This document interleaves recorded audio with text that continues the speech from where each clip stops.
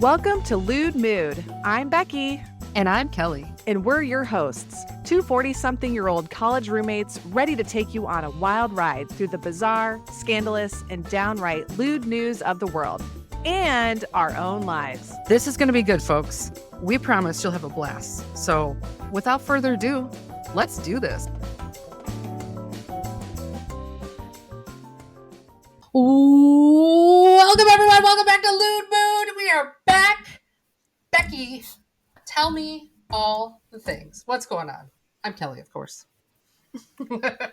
Oh, and I'm Becky. We're so bad about our intros. Kelly's got like this nice little welcome to Lewd Mood, and then we forget to introduce ourselves because some of you can't see us. We forget this, but yes, I'm Becky. What is there to tell you? Kelly and I spent the whole weekend together. Sure did. We had a great time. We were bums, Yeah, absolute bums this weekend. yeah, it was fantastic. Best weekend I've had in a long It time. really was. We had a lot of fun. It was so great. We didn't shower. No, not once. It was like a college weekend all over again. Yeah. We just lay on the couch and eat food and have some drinks. We did do some stuff. We went to Prime in Providence, the new very upscale restaurant in West Des Moines that our buddy owns the restaurant. And we got to try all the new seasonal things on the menu. And we had a very expensive and fancy steak and some great cocktails. And we did do that on Friday night, like adult women. Yes, we did. That was so fun. So shout out to Prime in Providence, our unofficial sponsor of this week's podcast. Yeah. Whether they know it or not. No, but the food was fantastic. That we had this like peach and what was it? It was like a peach salad. I don't know. It was some kind of fancy cheese where the cows are like washed before they're milked, and their babies get to stand next to them so that they aren't stressed out. And then they milk the cows, and then they make this super fancy cheese that doesn't melt. Listen. And we had grilled cheese in our salad. It was delicious. Listen, I have never felt so poor in my life. Like I felt like I've gone to nice restaurants before, but when the waiter was reading through it, and he's like, "And this is from the south region of France, and they wash the cows before they milk them, and their babies stand next to them, so they're less stressed. So you get a higher quality cheese." And I was like, I am fucking poor. And all I could think about is me making my kids sandwich for camp yesterday, and I'm taking the plastic wrapper off the American cheese on my kids' bread. I'm like, boy, the tides have shifted in the last 48 hours. Yeah. The tides, they have changed. But yeah. It's a very nice restaurant. It would be a great place for a special occasion. Yes. I will say they have great appetizers and great cocktails. You can sit at the bar and have a drink. It's not like you have to spend $200 or $300 on a dinner.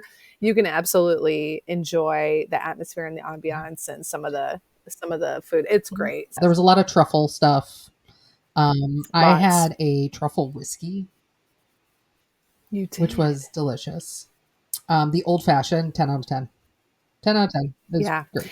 My favorite thing, they have the best espresso martinis. I get mine with tequila. They're very, very good there. But I will say the best thing we ate was the truffle risotto. Oh, God, yes. I could have licked that thing clean. It was so good. It was good. Yeah.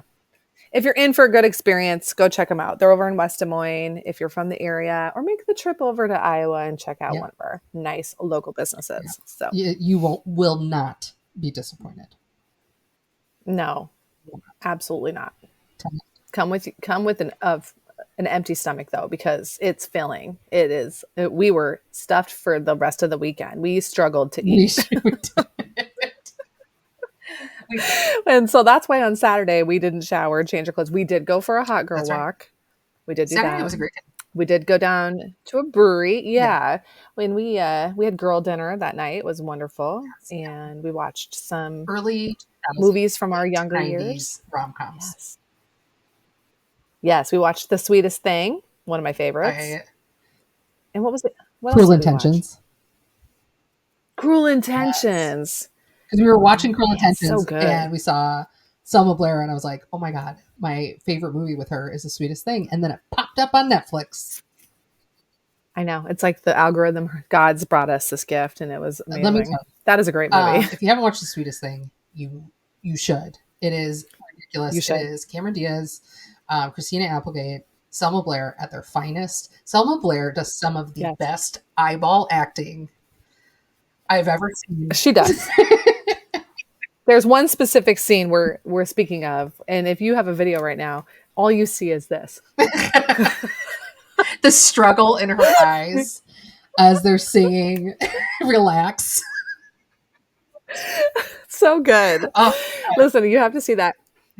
Jason Bateman is in that movie. Old Jason Bateman, like in his younger years. I will say, it's a classic. It's never not funny. So good. Yeah, highly. Fun fact. Recommend. Fun fact. I met Cameron Diaz in 2002. I think we talked about how you stalked her into a parking garage. Our friend Steph stalked her into a parking garage, and once it was confirmed that it was her, because she was inside of a Del Taco or a Baja Fresh or something, and we were like, is that Cameron Diaz? And then Steph followed her and confirmed, and she was so nice. I have my picture taken with her. I gotta say, my head looks absolutely enormous next to her. She had the tiniest fucking head I've ever seen, and I do not have a large head. I feel like my head is like a normal sized head. I look like Andre the Giant next to her. So I mean, I feel like anybody would look like that. They're tiny. She's tiny. Actresses are tiny. She's tiny. Very, very tiny. But she was very nice. Very nice. Big fan. Yeah, so we laid around like turds on the couch, and it was great. And I read fairy books. And it was... Yeah, I'm on this fairy book train right now. So I gotta get all that in before the Olympics start, because that is when I really shine. Yeah, consumes your life for sure. Squeal like an eagle. That's when America is united. That's right. Is when the Olympics is happening, because we all have one common goal: is being number one. When it comes to sports, we might be assholes during the rest of the time to each other. Yeah, but it's just like your family. Let's enjoy this. It's just like your family. Yeah. Oh, I can talk shit about my whoever in my family. You say a word, you say one word about somebody in my family, you're dead to me. I'll cut you. Yeah, I'll cut you. I will say we should enjoy the high of the Olympics for the next 30 days or so, because then after that we slide right into election time, and we all know it's just going to be a fucking downhill slide into hell. We're going to be going from cheering, high-fiving each other to being like, you are the downfall of humanity because you voted differently than me. Correct. Yeah. The armpit of society just makes itself real present. So good times. Let's enjoy the Olympics first and not worry about that for now. You know what we did watch though? Oh, I know. Via suggestion from one of our viewers or listeners, however they view the podcast. We decided that we were going to watch the movie Tickled. Yes, and we did. The documentary Tickled. I do not recommend it. Yeah, no. I would say I thought it was weird. It was weird. So I went into it and I was like, okay, this is going to be about like this underground tickle club. Yeah. And they're going to talk about some like weird fetishes that they have. And that is not how it ended up. No, it took a turn. It's very Dateline turn. Very. So if you're into that, you may enjoy this. It's not nearly as sexually based as you think it would be. Especially because Kelly and I went into this thinking, because Kelly just had the experience of a Bumble match who was into being tickled. And although Kelly did not have to do that, and it was just a conversation. If you've missed the podcast where we talked, the Tickle Me Michael podcast, you need to go back and listen to it. So we're very interested in this topic. So yeah, it was very Dateline vibe, but let's give everybody the synopsis. Okay. So Kelly, chime in here and help me fill in the gaps. So this person, Terry Tickle. We're going to, Terry, a woman online, was recruiting people, men, young, attractive men, to do kind of this tickle competition, tickle endurance type of thing. Tickle. And tickle sport, right? So she was targeting like MMA fighters and selling this as a tactic you could do to get out of like holds during your fights. All these guys were early 20s, very attractive. And what they would do is they would show up for this tickling thing. They would get tied down to a table. Another man who looked very similar to them would straddle their body. Sometimes multiple men would straddle their body, sometimes straddling them like right here so that their crotch is like right there. Sometimes straddling over their crotch area. Sometimes they just stood on the side and they had their shirt kind of pulled up so that they could get to their torso. They're tickling their armpits. They're tickling their feet. Some of them have like feathers, and the person is tied down to the table and it's being videotaped. Very low production. It looks weird. It has the appearance of being sexual, but no sexual activity takes place while these guys are doing this. And I think most of these men were heterosexual, I would say, probably. Well, I mean, they had to say at least that they were heterosexual. Correct. Because they were this. Yes, because Tickle Me Terry was homophobic. Big time. Big time homophobic. So homophobic that she did not want to work with this documentary producer who it was openly gay, and said so, and then started harassing this documentary person and calling them all the names you're not supposed to use and shouldn't be using, disrespectful. Like, it was awful. So really strange. And so the videos start showing up on the internet, and web pages start getting purchased with videos of these men who thought they were just doing this tickle sport. And these websites show up with these videos of these men getting tickled by other men. And they start basically getting like turned into like kind of like a porn star, like a fetish star type of thing on the internet because of Terry. There was a lot to unpack. So lots to unpack with this. Like super, super strange. I mean, so the documentary takes a turn in which they're trying to figure out who Terry is. And Terry, in fact, is not, I'm just going to spoil it for you. Terry is not a woman. Terry was a school administrator, and apparently himself had some kind of tickle fetish. And,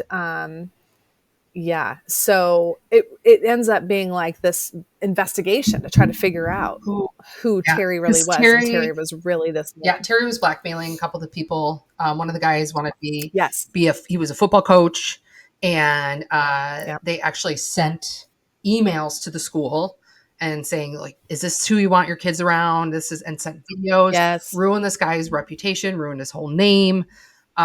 Did that to a couple MMA fighters. Use their name and likeness without their permission. And then threaten to ruin their families' lives as well. Yeah. It was really messed up. The emails were super messed up. They're really aggressive. They're really they're bad. And so Terry ends up being David D'Amato, who is this guy, and he had already served a 6-month prison sentence for disabling computer systems at 2 different colleges in retaliation against an 18-year-old male student who tried to terminate an online relationship that the two of them had. And so this person definitely was like wild and on one when they didn't get their way or whatever. It was just very like crazy. So nothing really happens. They figure out who he is, but like nothing really happens with this guy, and the guy is now deceased. So like it's kind of over and done. But boy, we were not prepared for the documentary to turn like that. A turn that I was not expecting. So I guess maybe watch it if you want to see this turn of events. Maybe. But yeah, it was kind of sad. It was. And, it's funny. So we watched this because, of course, we are now super curious about this tickle fetish. So I went down a bit of a rabbit hole about other types of fetishes Sure. that people have. So, Kelly, I have a list of some bizarre sexual fetishes that you may or may not know about, and you might regret. Oh, I thought you were going to say that you may or may not be into, and I was like, probably not. Well, yeah, no, I don't think you're going to be into any of these, but some of them are like stuff you've heard of, right? Like, we'll see. I mean, we've all heard of like, yeah, well, you never know. I mean, okay, so one of the most major fetishes out there is BDSM. Yep. And so that's really like pain, hurt. Yes. By the way, in some degree. Just before we get really rolling into this, I'm just going to pretend like I know what everything is, because I got so much shit for not fully knowing what pegging was. I mean, the amount of text messages I got from my dirty ass friends. Okay. Yeah. I'll be honest, Kelly, I was surprised you didn't know what it was either. I'm like, how do I know when you don't know? As soon as you told me, I was like, I feel dumb, because yes.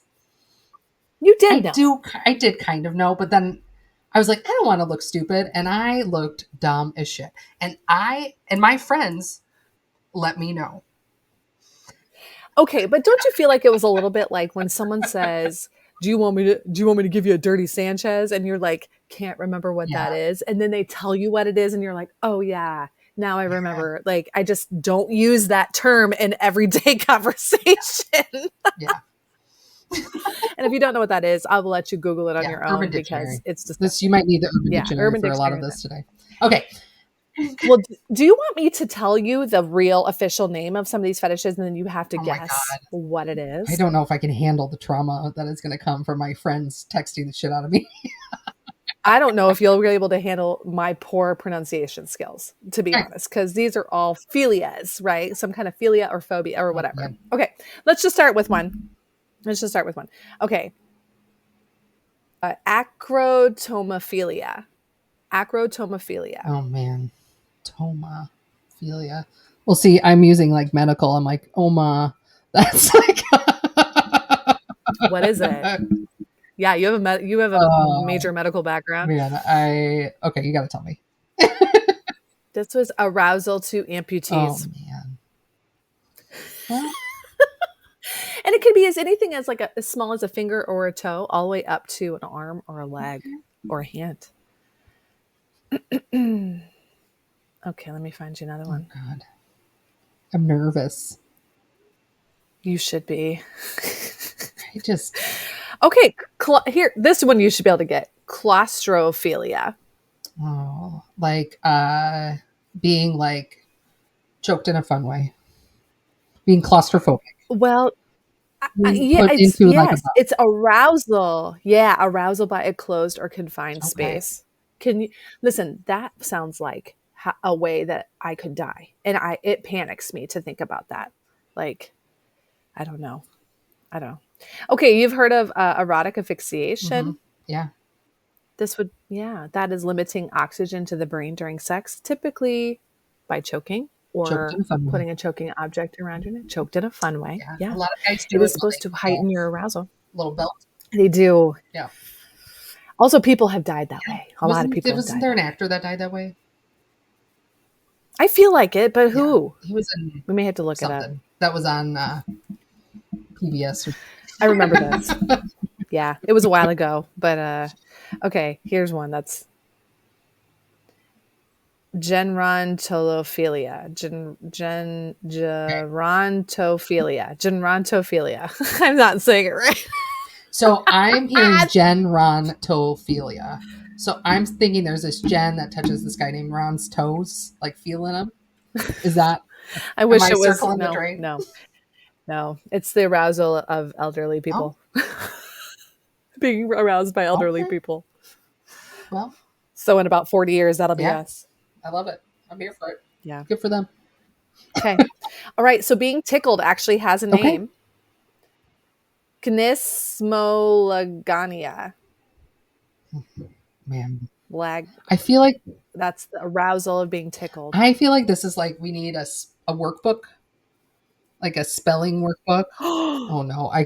Nasolingus. I'm gonna say that's gonna be like, ooh. I know another lingus. Think about lingus. Thinklingus. Okay, what that might be, and then naso. So I'm thinking that you lick their nose, suck on their nose. That's a thing. That's a thing. I mean, what? Ooh, get those boogies. Ooh. I don't know. Do you finish that by like blowing snot into their mouth? Oh, are you done? We're blowing something. You're blowing something. Oh, it's almost. They sneeze into your fucking mouth. Kelly, these are bad. Oh my god. How about pubophilia? No, I'm not going. No. Yeah. No. No. No. My cat is here. Poor Randall is too young for this. Randall, listen, Randall, how do you feel about a girl sitting on a cake and farting on it? Because there's a fetish for that. Well, you know. Or just farting during sex. That is. I mean, I would have nailed it on Saturday. Yeah, you would have. After our dinner on Friday, you were in trouble on Saturday. Yes, Didn't like that Farrah from Teen Mom, didn't she sell her farts in a jar? I hope so, because she needed that money. I think she did. She did. She was struggling. She really needed that money. So good for her. If you're selling farts in a jar and people are buying it, good for you. Now, have you seen My Strange Addiction? Some of it, yeah. I've seen the pony play. Okay, so pony play episode. Pony play, yes, that's a thing. There's also a fetish of adults wearing diapers. Yeah, the baby, yeah. And the baby one, yeah. So that's called autonepiophilia. And that's when adults act like a baby. The partner dresses up like a baby in a proper diaper and does baby-like things. Or the opposite, the person can be mommy or a nurturing figure and use that as a... That sounds fucking awful. It hits a little too close to home for me. I'm not going to lie. I'm like, I've spent my whole life running away from being a mommy. And I'll be honest, if I'm in an intimate situation, the last thing I want to hear is mommy. Yeah. That's the last thing, because I still hear that. My children call me mommy. So it's a hard no. It's a no. Now, the most interesting one I saw, and I don't have the official name, is sex with ghosts. Oh. So it's not exactly what you think, but it's a role play where someone is dressed and behaving like a ghost. I just picture someone go, ooh. Do they have a sheet over them with the eyes cut out? Like Ku Klux Klan style? Like, how are we doing this where it looks... Listen, what does a ghost look like? Listen, I'm not a Klan member. I was just role-playing being a ghost. Once again, I think there's a fine line of misinterpretation that could happen. But I think that the key here is the ghost is a female. Okay.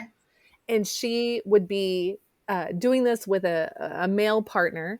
And the male partner is sleeping. And the ghost would be on top of you while you're sleeping. So I think that's like a whole like haunted, when you think about a horror movie, you know, over the top of me. I don't know. I don't know. I'm really glad that towel's purple. Never been so happy. Kelly just put a towel over her head. And listen. Spooky. I'm turned on by it. Do it again. Spooky. I want you to flit around my room with that purple towel over your head, and I'll pretend you're a ghost. I can't with some of this. People are just some weird. I thought people were normal, and then I grew up, and I realized how fucked up people are. And I got on the dating apps, and I realized real quick how fucked up people are. Yeah. I'm like, you didn't even say hi, and you want me to do what? You want me to tickle you? No. I know. Listen, I'm not kink shaming anyone because there is probably a listener out there that has something that they like that maybe they're too scared to tell somebody that they want.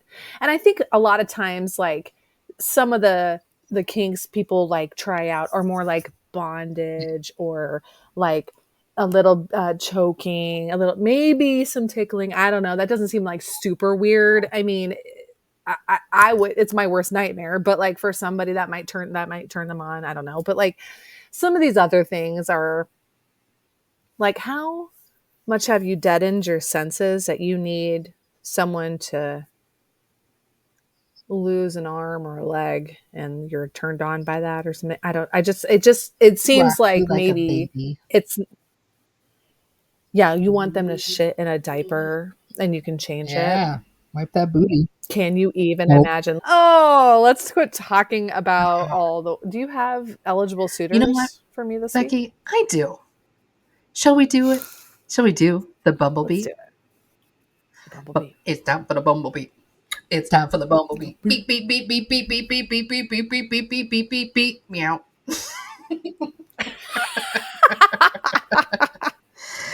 My God, we're a mess. Oh my Who's God. listening? Who's listening to this? All right, Becky, as you know, we have three eligible suitors. Today's game, though, we're going to do it a little bit differently. We are going to play What is Their Kink? Ooh, all right. All right. So, oh my God, this guy looks like a serial killer. Okay. So, suitor number one, his name's John. He's 46. He's a little dead in the eyes. Don't show me. I don't want to see. And he says, don't be mad if I am honest with you. Okay. All right. I'm making notes here. Okay. So, that's John. Great. All right. Suitor number two, his name's Grant. Grant says he's really proud of being a dad. And he gets way too excited about The Office and Bones. Okay. And not bad. Suitor number three, his name is Lee. And Lee likes to explore new cities. And that's all we know about Lee. He likes to work out as well. What? To work out? Yeah. Okay. Wow. Thirst. Is this all people are putting on their dating profiles these days? How do you expect someone to want to match with you? Well, listen, when there is a big array of people that you can just swipe through, you don't need to put much information. Then you get like 20 people, and then you get bored. It's a terrible world out there, but hey, we're here for it. Okay. So, suitor number one, Mike, what do you think? John, don't get mad if I'm honest with you. If I'm too honest with you. Well, he seems a little bossy. I bet he's in the BDSM. 100%. I bet he's a dom. Yeah. He's a dom. He's a dominant. He wants to be in charge. Yeah. He probably can't get it up, which is probably why. He's probably mad that he can't get it up anymore. That's why he's a little dead in the eyes. And I bet he's given a strawberry shortcake or two, which... Ooh. Are you familiar with that? I am, but explain it to our listeners. Well, strawberry shortcake is when they blow their load in your face and then punch you in the nose. And I bet he's into that because he seems like he's a little dead behind the eyes. Yeah, he may not care too much. Yeah, I think he probably is in the BDSM and he's not good at it because he crosses the line. Yeah. And then he's the kind where you're like, "Oh, that's too hard," and they'll be like, "Shut up." And he like, you're like, slaps you. You're like, "Ah." And then I'm you're like, "Don't you just want to go to therapy?" He's like, "Fuck therapy." This guy hasn't been to therapy. What are you talking about? Therapy's for wusses. Yeah.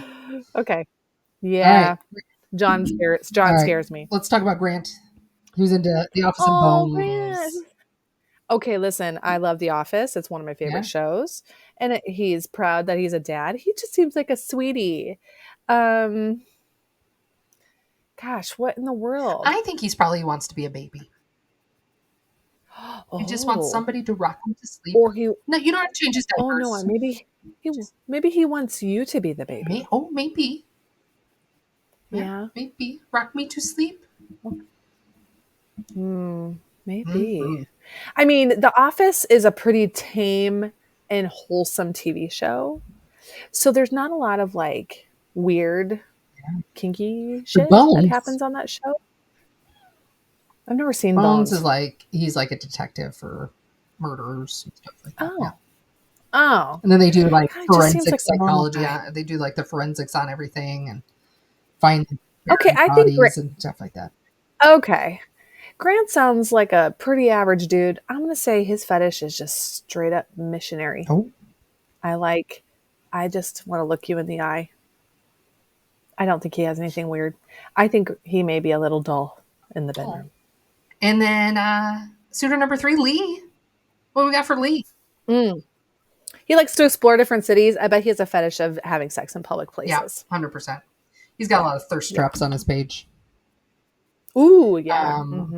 He also wants you to take pictures of him. If these are thirst traps, it's the well is dry. Oh, well, he's trying. He's putting himself out there. Maybe. He's exploring. But yeah, he's exploring himself and other cities, and he wants someone to join him. I love that. And love that for him. I think we got some pretty tame fetishes here right now. I really think these guys were pretty tame, other than John. Yeah. John might cross over onto the dark side a little bit. Sure. Okay. John might take you to one of those places where there's like a bondage chamber in the basement. Or like, let's go away for the weekend, and it's one of those like hotels that has like a, what's the X? Oh, I know. Something cross. Something cross. I don't even know. But I'm just thinking about from 50 Shades of Grey. Something cross where you get, he's like, stand up against that. I'm going to tie you up. And then he leaves you there for 48 hours. So I love it. No.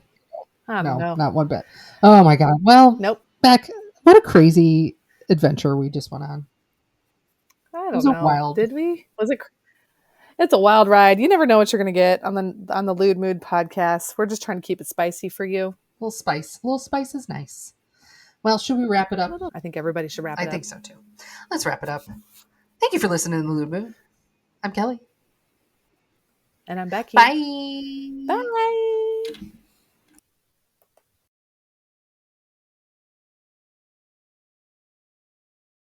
Lewd Mood Podcast is produced by Kelly Lally and Becky Pospisil. Music by Paul Size of Red Beat Entertainment. Listen to our podcast anytime on Spotify Podcasts.